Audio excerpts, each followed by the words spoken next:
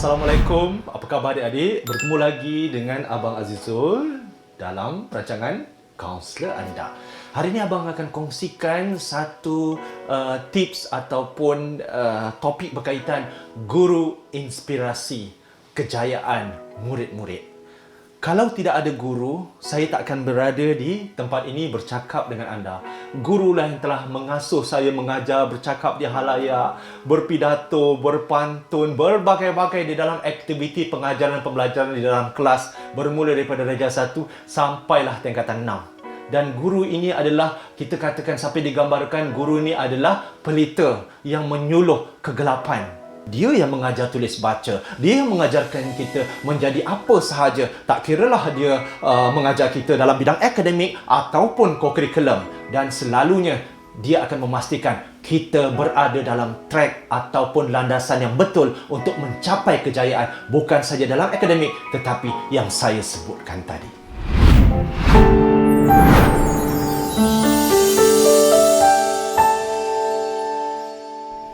Baiklah, bagaimana kita sebagai guru boleh memberi inspirasi kepada pelajar, terutamanya ketika PDPR ini? Salah satunya ialah guru kena kreatif mempelbagaikan pengajaran dan pembelajaran.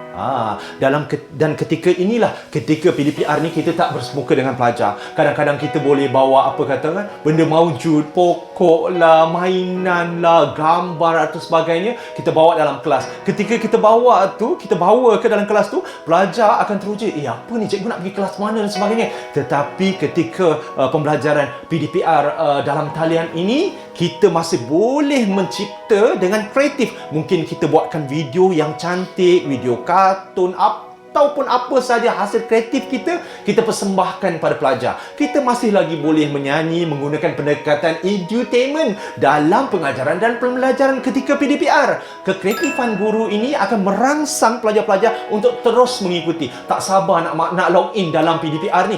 Pukul berapa Cikgu Azizul ni? Pukul 9, pukul 8 dia dah tunggu dah. Ayah dan ibu pun bertanya, kenapa lah tak sabar sebab Cikgu Azizul ni nak menyanyi lagu baru dia tukar ni ibu ni sebagainya. Nampak tak? Tarikan guru, kreatif guru, inovatif guru akan merangsang pelajar untuk mengikuti PDPR seterusnya. Nak kita gunakan dalam set induksi ketika kita melaksanakan PDPR dan dalam pengajaran pembelajaran kan kita ada set induksi. Sebelum kita melaksanakan, kita kena menggabungkan satu aktiviti atau permainan atau media apa sahaja untuk merangsang pelajar mengikuti pembelajaran kita lebih 40 minit bersama dengan kita. Masihkah kita boleh gunakan itu ketika PDPR? Mestilah boleh. Tengok hasilnya. Pelajar-pelajar kita akan seronok mengikuti pengajaran pembelajaran. Ternanti-nanti kita saban waktu untuk belajar dengan kita. Jadi guru-guru kena gunakan teknik ini, aplikasikan dan kena mahir penggunaan media sosial. Kalau kita tak cakna dengan perubahan media sosial yang ada dan pelajar kita, budak-budak kita ataupun murid-murid kita lebih tahu, lebih advance murid-murid kita kat rumah dengan sokongan ibu bapa, dengan kemudahan pelbagai pasaran dan keperluan, maka kita akan ketinggalan. Jadi guru-guru kena kreatif untuk membentuk PDPR yang baik bagi merangsang para pelajar di rumah.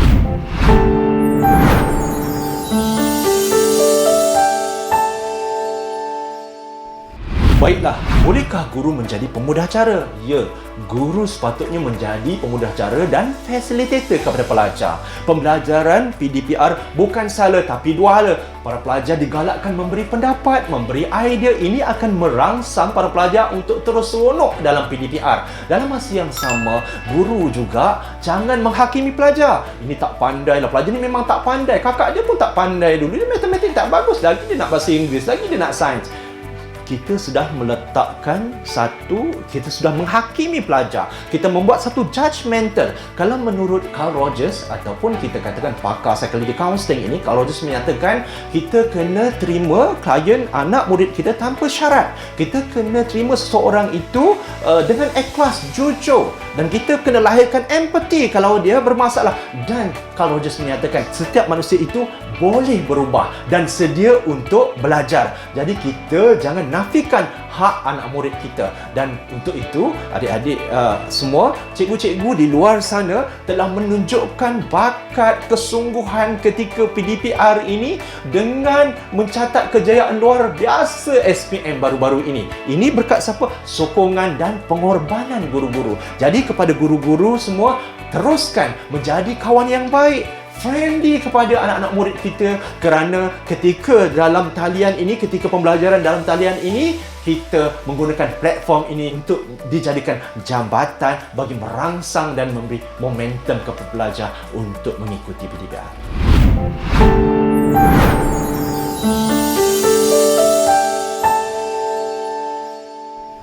Baiklah, guru juga boleh menjadi role model kepada para pelajar. Ingat tak masa sekolah kita dulu? Bila sekolah kan, ibu bapa yang sedang menonton kan, kita ada cikgu pujaan kita. Adalah Cikgu Wan Hasanah, Cikgu Samian. Cikgu Samian nama ayah saya, tetapi cikgu tu mengajar saya dalam bahasa Melayu.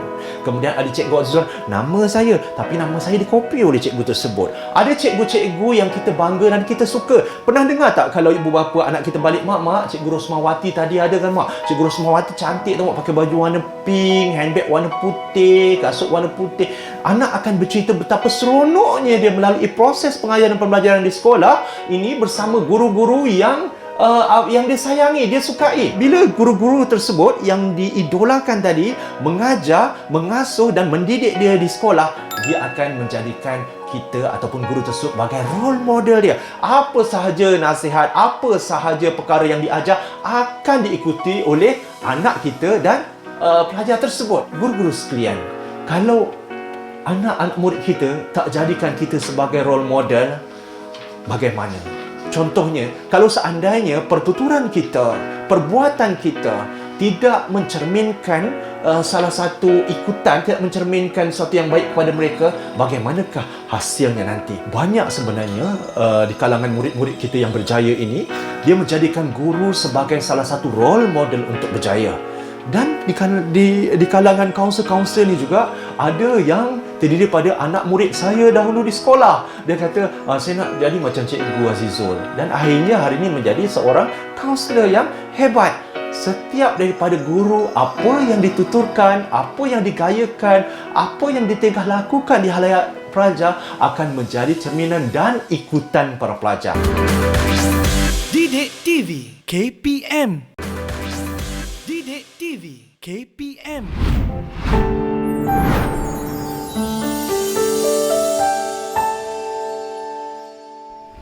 Guru juga boleh menjadi salah satu pendorong kerjaya masa depan anak muridnya.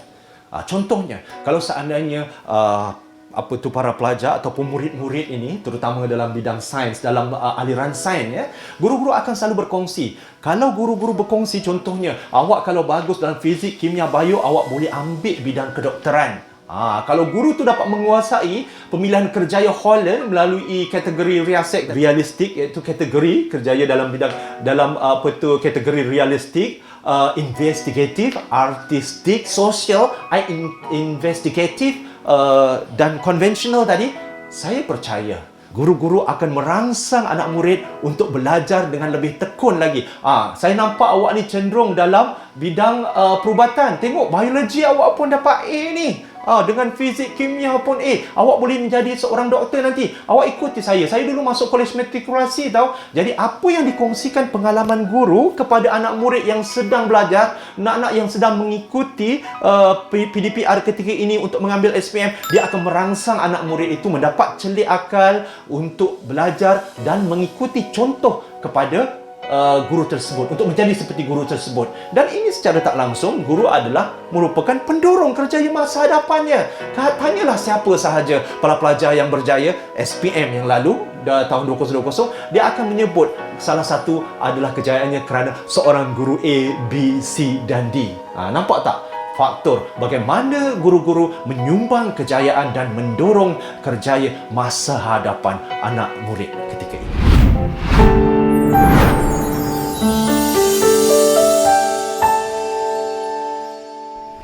Baiklah, ada kalanya guru juga menjadi sumber rujukan murid-murid kita. Bukan saja dalam pelajaran, ketika PDPR dilaksanakan ketika ini, guru mungkin ada yang dijadikan para pelajar sumber rujukan sepanjang masa. Membuat WhatsApp secara berkumpulan, secara study group dalam WhatsApp, Telegram dan sebagainya, di mana guru-guru memberikan pendapat, memberikan cadangan, berkongsi idea, mengajar dalam kumpulan-kumpulan kecil ini. Ada tak? Pasti ada.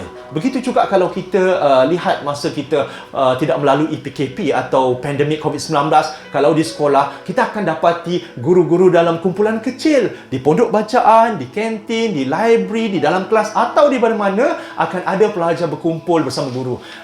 Selain daripada masalah pengajaran dan pembelajaran, guru juga dijadikan sumber rujukan mungkin masalah peribadi. Kadang-kadang ada murid yang berkongsi dengan guru tersebut.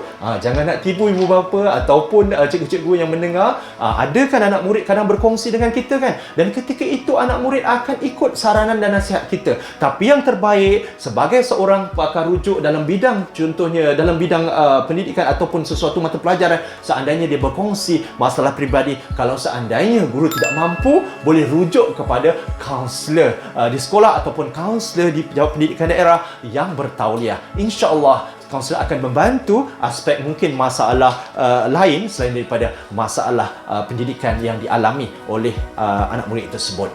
Ini akan menjadikan anak murid kita macam mana? Competence dalam subjek yang kita ajarkan, dan akhirnya anak murid kita bukan sahaja berjaya dalam akademik, tetapi masalah yang ditanggung tentang masalah peribadi, masalah ketidakcukupan ataupun masalah kekeluargaan boleh dibantu melalui saluran guru yang ada.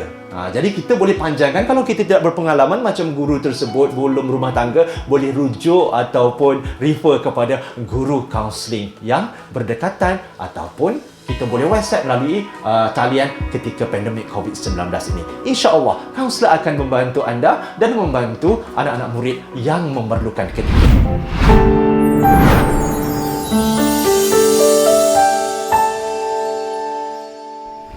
Salah satu cara yang saya nak perkenalkan kepada guru-guru, bagaimana kita nak meningkatkan gaya komunikasi kita yang berkesan kepada murid-murid, kita boleh gunakan teknik PT Maker. Iaitu PT Maker, teknik ialah teknik komunikasi menggunakan PT Maker. Pertama sekali ialah PT, personal touch. Dengan anak murid, kita gunakan personal touch. Ketika pandemik COVID-19 ni, kita tak boleh bersentuhan, kita tak boleh bersapa, tetapi kita boleh menggunakan kemahiran PR, public relation kita. Hai, apa khabar semua, hai pelajar, anak-anak murid yang cikgu kasih, sayangi dan rindui.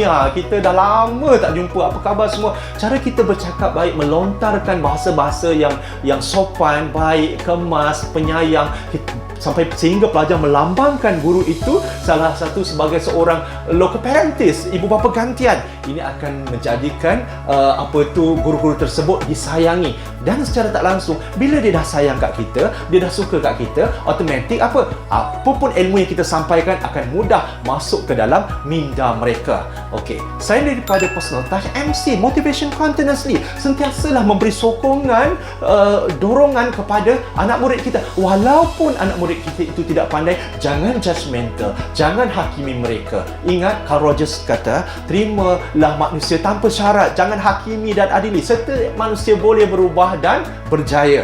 Kemudian yang seterusnya ialah menggunakan pendekatan komunikasi, transactional analysis. Apabila kita berkomunikasi dengan anak murid kita, kurangkan mungkin parenting style, maknanya keibubapaan. Bila menggunakan konsep parenting, kita banyak mengawal ataupun kita kata memarahi, menyuruh benda, tolong senyap sikit, awak kena fokus. Kalau awak tak datang dalam PDPR besok, siap, saya potong markah. Ini satu ancaman yang tidak seronok pada pelajar. Kerana ketika ini, kita tak tahu adakah murid kita selamat di rumah, adakah murid kita mempunyai masalah emosi di rumah, adakah murid kita mengalami masalah kekurangan makanan, kecukupan dan keluarga di rumah. Cuba kita fahami. Jadi ketika pandemik COVID-19 ini dalam PDPR, mungkin kita tukarkan gaya sikit kepada komunikasi keanak-anakan. Keanak-anakan maknanya kita masuk lelucon atau komedian dalam PDPR kita. Jadi anak murid pun rasa terhibur seronok. Bila anak murid rasa terhibur seronok, apa dia? Faedah dia? Automatik mereka akan menguasai pengajaran pembelajaran yang kita sampaikan di dalam talian, insya-Allah. Dan seterusnya ialah komunikasi secara adult ataupun dewasa. Apa dia komunikasi secara adult? Maknanya tidak ada emosi. Okey, semua bangun, cikgu nak mengajarkan ini. Tak ada emosi. Apa terjadi? Para pelajar pun layu, tiba-tiba tutup satu-satu, tinggal daripada 30 orang, tinggal 13 orang. Daripada 13 orang, tinggal 3 orang. Yang lain muka pun tak nampak. Okey, jadi cikgu-cikgu sekalian, gunakan teknik PT Maker. Didik TV KPM. Didik TV KPM.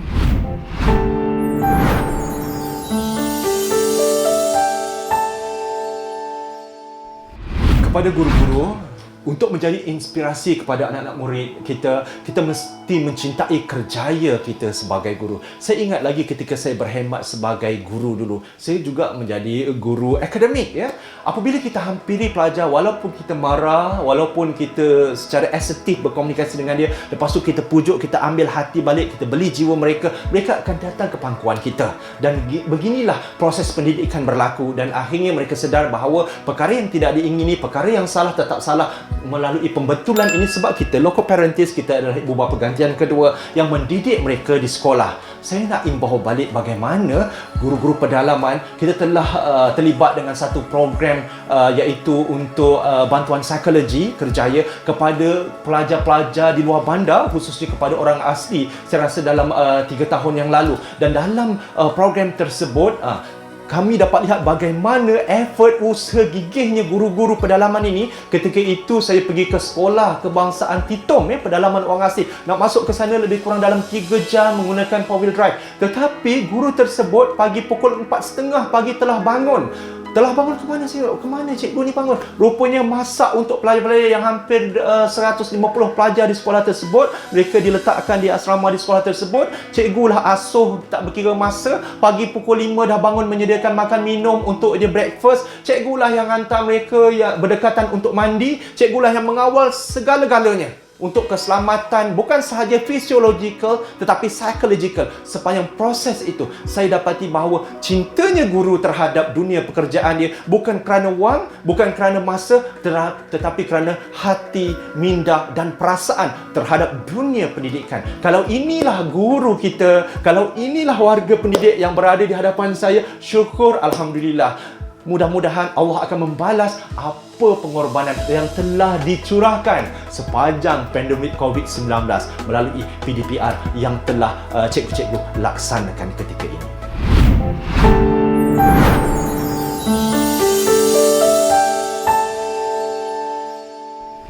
Okay, satu tips yang saya nak kongsikan kepada cikgu sebagai inspirasi pelajar, kita ni sebenarnya menjadi tontonan dan pemerhatian para pelajar kita.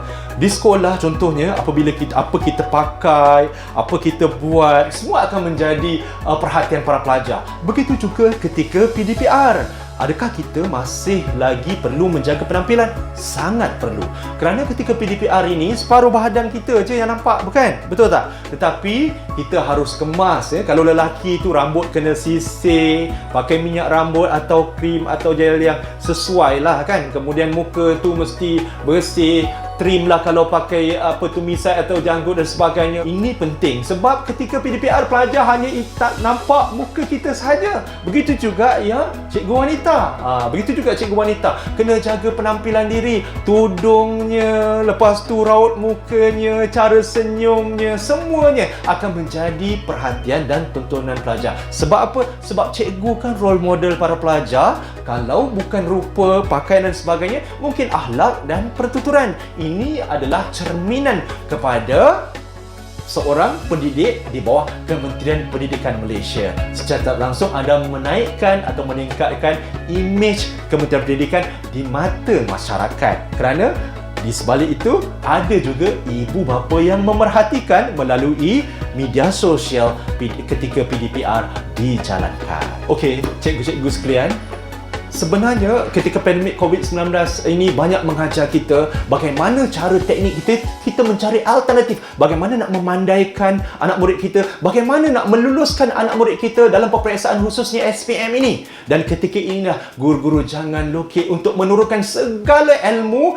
yang mungkin ketika cikgu-cikgu belajar di sekolah dulu, zaman kita sekolah, old school dulu, turunkan kepada pelajar. Apa segala ilmu yang kita miliki, turunkan kepada pelajar. Dan jangan judgemental kerana anak murid kita walaupun hari ini tidak berapa pandai seperti kita, walaupun mereka tidak sepandai anak-anak murid kita dalam kelas pertama, kelas sains dan sebagainya, mungkin satu masa dia menjadi somebody, mungkin satu masa dia menjadi seorang yang hebat bukan sahaja dalam bidang tersebut kerana rezeki Allah yang tentukan. Jadi itu kepada guru-guru sekalian, jangan pilih kasih, jangan judgemental, hargai, terimalah keunikan dan perbezaan anak-anak murid kita. Kepada cikgu-cikgu, jangan patah semangat ketika pandemik COVID-19. Mungkin yang tak ada kemahiran, tak sekreatif kawan-kawan lain, tak pandai nak buat video, nak download, nak upload, macam-macam sistem kan digunakan ketika pandemik COVID-19 ini. Jangan patah semangat, jangan stres, belajar daripada kawan-kawan yang pandai. Kalau perlu anak murid tu lebih pandai, tak apa, kita berkongsi. Anak murid lagi sayang kepada kita. Seandainya guru-guru ada mempunyai masalah, mungkin masalah peribadi, keluarga, atau ketika ini kita tak tahu masalah apa kan, sebab kita tak boleh bersemuka, guru-guru boleh hubungi kaunselor pendidikan yang berhampiran. Di mana?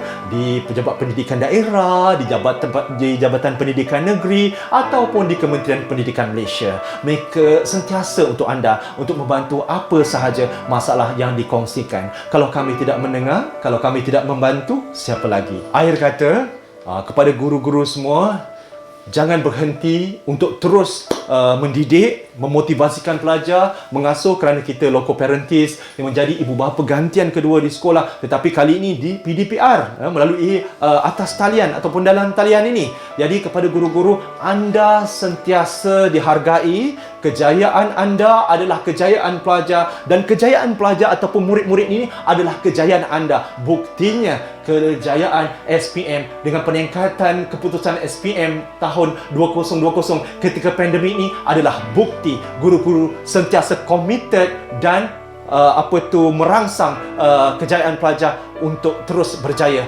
dalam mencapai keputusan cemerlang dalam SPM ini. Dan kepada anak murid yang sedang menonton ini, dengarkan, jangan lupa perkataan ini. Ucapkan kata keramat ini kepada guru. Terima kasih cikgu, kerana cikgu inilah yang mengajar kita tulis, baca, mengira sehingga hari ini menjadi salah seorang pelajar yang hebat. Dan kalau saya hari ini berada di hadapan anda, kalau tidak cikgu, siapa lagi? Hormati guru, kenang jasa guru, ucaplah terima kasih cikgu. Terima kasih cikgu.